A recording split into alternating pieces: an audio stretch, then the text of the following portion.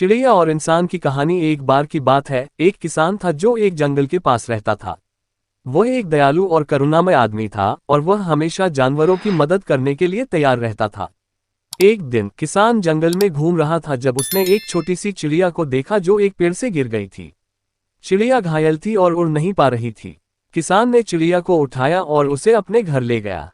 उसने चिड़िया को खाना और पानी दिया और उसने उसके घावों की देखभाल की। कुछ दिनों में चिड़िया ठीक हो गई और उड़ने में सक्षम हो गई।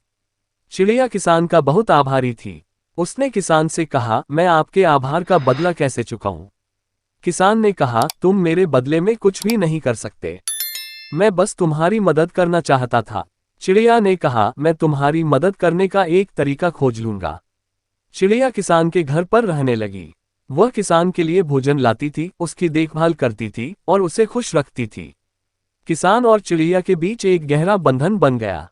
एक दिन किसान जंगल में घूम रहा था जब उसने एक शिकारी को एक जानवर को मारते हुए देखा।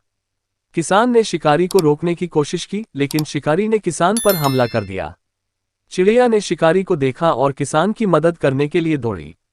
उसने शिकारी पर हमला किया और उसके पंखों से उसे मारने की कोशिश की। शिकारी चिड़िया से डर गया और भाग गया। किसान चिड़िया के साहस से बहुत प्रभावित हुआ। उसने चिड़िया को गले लगाया और कहा, तुमने मेरी जान बचाई। मैं हमेशा तुम्हारा आभारी रहूंगा।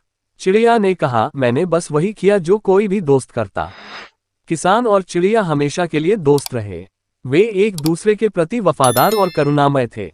शिक्षा: ये कहानी हमें सिखाती है कि हमें हमेशा दूसरों की मदद करने के लिए तैयार रहना चाहिए, भले ही वे हमारे समान न हों। हम दूसरों की मदद करके खुशी और संतुष्टि पा सकते हैं।